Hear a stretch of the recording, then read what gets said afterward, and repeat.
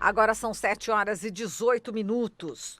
Movimento Negro organiza ato contra assassinato da menina Agatha Félix, de 8 anos, lá no Morro do Alemão, no Rio de Janeiro. Bom, aqui em São Paulo, será a partir das 6 da tarde, em frente ao MASP. A gente vai conversar sobre esse assunto com o Pedro Borges, jornalista do Alma Preta e articulador da Coalizão Negra por Direitos. Olá, Pedro, bom dia.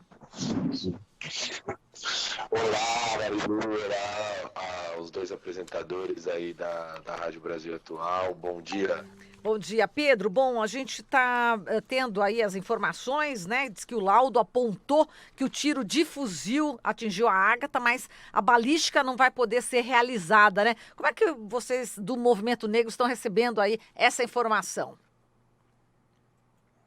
Olha, todas as informações que a gente tem recebido sobre o que aconteceu com a Ágata e o que tem acontecido no Rio de Janeiro é de bastante revolta, né? De bastante indignação, todo o descaso por parte do Estado, que depois de matar uma criança ainda é extremamente omisso quando vai apurar essa situação ou mesmo os próprios cuidados do enterro. Vale lembrar que a própria família da Agatha teve que demorar, só conseguiu fazer o enterro da criança no domingo, e o próprio laudo do IML também demorou, porque não havia um técnico que sabia manejar uma máquina, né, para conseguir dar um laudo do corpo.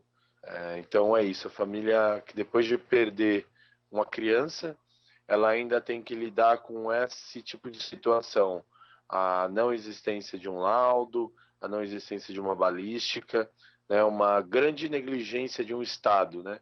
A sociedade e muitas vezes essas figuras que hoje têm aparecido com mais frequência, extremamente autoritárias e à direita, que exigem um Estado penal, um Estado forte, um Estado que vai fazer fazer uma investigação para quem, né?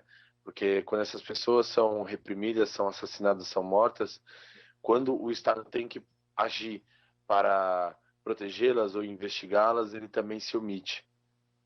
Então a Bom, gente vê com bastante indignação isso. claro. Bom, o governo de Witzel está se mostrando bastante violento, né? Este ano está batendo recordes, né? Em termos de pessoas assassinadas, de violência, de pessoas atingidas, não é isso? Principalmente crianças também, não é isso, Pedro?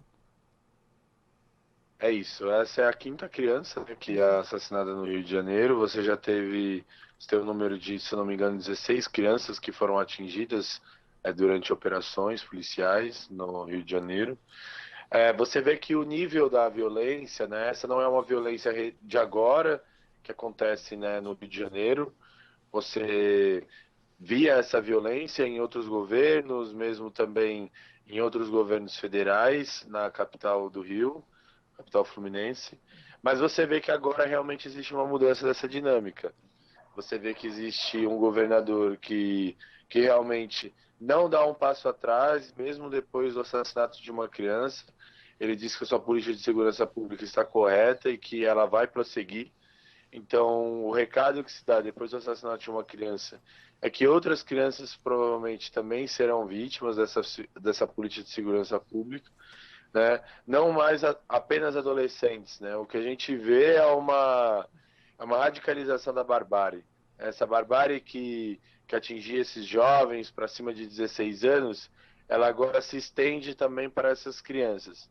E a perversidade dessa política é que ela, quando, né, se utiliza desse termo de bala perdida, na verdade se trata de uma bala achada, porque essa bala nunca encontra uma pessoa diferente, né?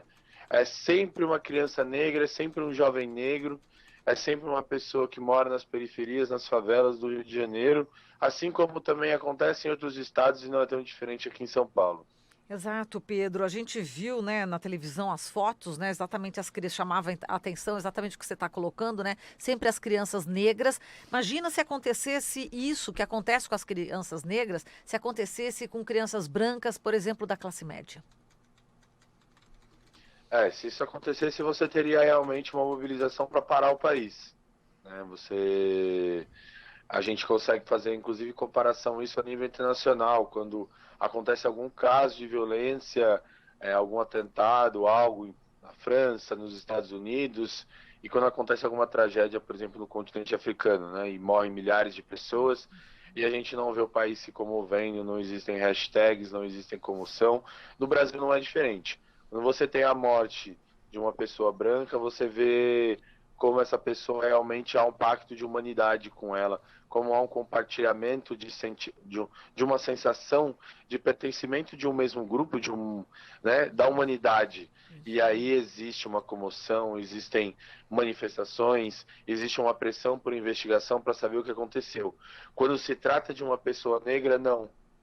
É muito revoltante, por isso também dessa manifestação, né, a manifestação que a gente está se organizando, também é para trazer esses olhares, né, de que as vidas negras importam, de que as pessoas negras são pessoas e de que a gente também exige comoção pelas nossas vidas e de que se essa não for uma comoção generalizada, pelo menos da nossa parte será. E não será uma comoção passiva, né? Será uma comoção ativa do ponto de vista de cobrar a sociedade, de cobrar o Estado por respostas e que isso também não se repita. Pedro, apesar da visibilidade, né, que adquiriu essa política de extermínio, na prática sendo colocada em prática pelo governador do Rio de Janeiro, Wilson Witzel, em São Paulo também a gente não tem um quadro muito melhor, embora não tenha tanta visibilidade assim. Um levantamento do Instituto Sou da Paz diz que 1/3 dos assassinatos ocorridos na cidade de São Paulo no primeiro semestre desse ano foram cometidos por agentes policiais, polícia militar ou polícia civil. Ou seja, aqui também, né, o governador João Dória se elegeu, inclusive, dizendo que a partir de janeiro a polícia ia atirar para matar. A gente tem um tipo de política de segurança pública, que na verdade não é de segurança, que é bem semelhante ao do Rio de Janeiro, não? Sim, a gente tem uma política de segurança pública por esses dois governadores, né, o Witzel e o Dória, que muito se assemelha. É uma política de segurança pública que também surfou muito com essa campanha presidencial do governo Bolsonaro. E é uma política que, enfim, em São Paulo, a gente tem hoje, num quadro geral, um nível de homicídios muito menor do que outros estados. A gente tem essa política de segurança pública, ela também se reverbera em São Paulo no nível de encarceramento aqui no estado. Você tem a maior população carcerária do país, uma população carcerária que cresce de uma maneira desenfreada, e você tem esse nível de violência que muito se materializa do que a polícia faz, do que o Estado faz, do que o Estado reproduz. Hoje, no Rio de Janeiro, você também tem uma disputa muito intensa ainda pelo mercado de drogas, né? Você tem uma facção que hoje não faz um pacto com as milícias, que não faz um pacto com a polícia no estado. Aqui em São Paulo você tem uma única facção, que é quem faz todo esse controle do manejo de drogas. Então, assim, você não tem tantos confrontos aqui entre, por exemplo, facções. E isso vai fazer com que você tenha realmente uma diminuição do número geral de homicídios.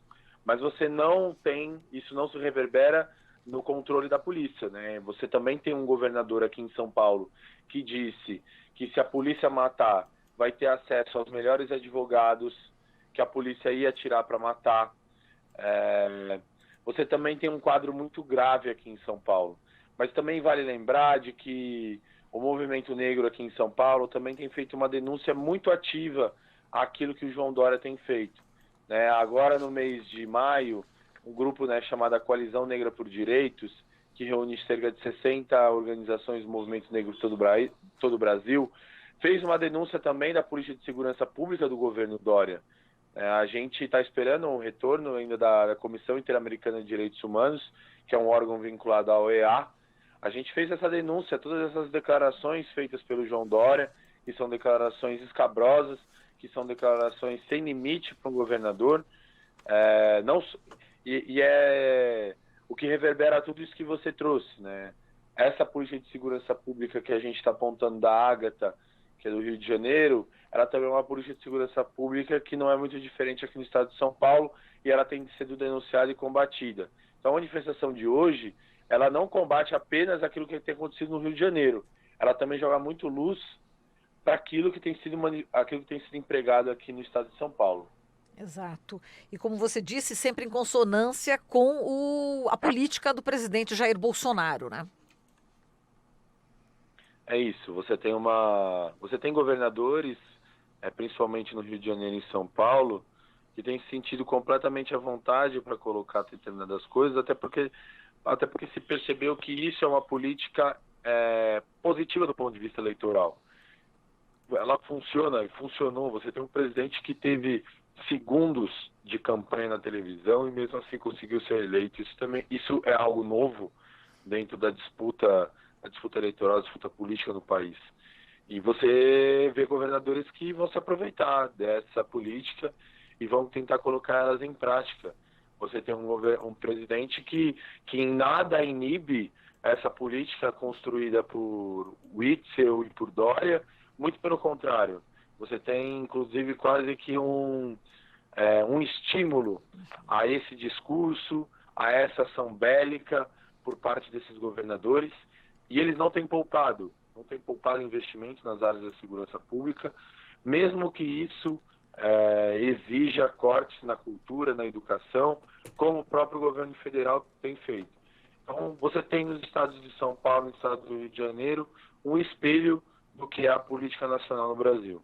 Exato. Quando se fala em investimento, né, dá a impressão, nossa, mais investimento em segurança pública, mas não é na inteligência, né? Quer dizer, não é numa estratégia, né? Isso, Glauco? É principalmente na repressão, né? E como o Pedro fala, a repressão contra determinado segmento da população.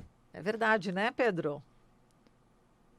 Você tem uma política de segurança pública que é, na verdade, uma política que fecha os olhos para a inteligência. Uhum. É a política que a gente poderia colocar que é a política mais burra possível. A gente só não pode colocar isso porque é uma política que a sua perversidade está nessa inteligência. É uma política de segurança pública que sabe que não vai resolver os problemas, que sabe que não vai combater o crime organizado, que não vai combater a política de droga, o tráfico, mas que ela foi feita para combater determinados grupos. Então é uma política que no seu cerne ela tem muita inteligência, e é uma inteligência muito perversa. É uma política que foi feita para combater essa população negra que mora nas periferias e favelas do Brasil. É uma política de segurança que tem visto os seus indicadores de violência crescer, tanto de pessoas encarceradas quanto de pessoas assassinadas. E comemora, porque é essa a inteligência dessa política de segurança pública. Agora, é óbvio que a gente cobra uma política de segurança pública que realmente seja inteligente, que realmente seja pautada pelos direitos humanos e pelos direitos de todas as pessoas, que todo mundo tem o direito de ir e vir, que a segurança pública seja um direito como é a educação, como é a saúde, como é a moradia, né, que também são direitos falhos no Brasil. Mas a nossa cobrança é que exista uma política de segurança pública no Brasil que trabalhe do ponto de vista da inteligência, que não trabalhe do ponto de vista do combate. É sabido por todo mundo de que nas periferias, nesses territórios, não existe grandes laboratórios que refinam drogas, não existem plantações de drogas, não existem os grandes barões, não existem pessoas que investem dinheiro, né, no mercado de drogas. Ali você tem a ponta da ponta do mercado de drogas, que é o varejo. Veja que estúpida é essa política de segurança pública, que vai jogar toda a sua força, que vai jogar investimento, que vai ver também policiais sendo assassinados, que também fazem parte dessa política, que vão ver jovens sendo assassinados, para conseguir fazer um aprisionamento de alguns quilos, no máximo 1 ou outra tonelada de drogas. Quando, na verdade, você, fazendo uma política de inteligência, você conseguiria interceptar isso, se isso fosse o objetivo. Fica nítido de que esse não é o objetivo. Se existisse realmente uma política de segurança pública no país, você conseguiria falar, por exemplo, de uma regularização do mercado de drogas, de uma regularização, de uma legalização dessas drogas, para que essas drogas entrassem numa possibilidade de regularização e você também conseguisse diminuir essa violência que muito se respalda na política de guerra às drogas, né? A gente sabe que isso também não resolveria, porque outra justificativa poderia ser rapidamente criada. A gente sabe de que não há uma política de guerra às drogas, é uma política de guerra contra o povo negro, uma política de guerra contra a população pobre da periferia. Muito bem, Pedro. Olha, a gente agradece aqui a sua participação. Lembrando que aqui em São Paulo, a partir das 6 da tarde, no vão do MASP, vamos estar lá fazendo o protesto contra o assassinato da menina Ágata de Félix, de 8 anos, que morreu no Rio de Janeiro. E a gente agradece muito você, Pedro. Um grande abraço, viu? Um grande abraço, um ótimo dia para os dois, um ótimo dia para todos os ouvintes, as pessoas que acompanham a Rádio Brasil Atual, a TVT. É um prazer participar e é isso, reiteramos em muito o convite para que todos participem da manifestação hoje, que clama por justiça pelo assassinato da jovem Ágata Félix e pede fim para essa política de segurança pública fascista e genocida adotada pelos governadores do estado do Rio e São Paulo. Muito bem, Pedro. Tá aí Pedro Borges, jornalista do Alma Preta e articulador da Coalizão Negra por Direitos.